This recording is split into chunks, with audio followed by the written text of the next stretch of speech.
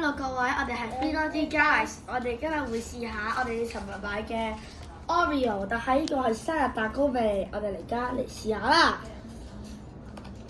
我哋試下先，睇下有冇啲開心嘅先，原來真係冇嘅喎。好假。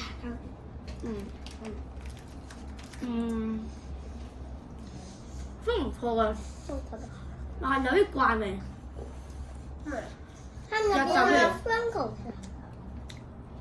的，软，又軟，浸奶呢個味好似好少少。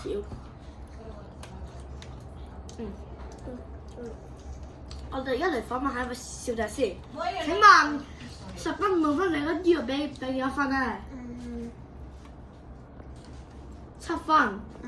咁點解咧？你覺得佢嘅評語係咩咧？點解好味？因為咧，我嘅話，我中意食原味，同埋佢呢個啲 sparkle，我中意 sparkle。我聽你意思即係個原味同埋你中意呢啲閃呢啲彩糖，所以你就兩個 mix 埋，你覺得超好食啦。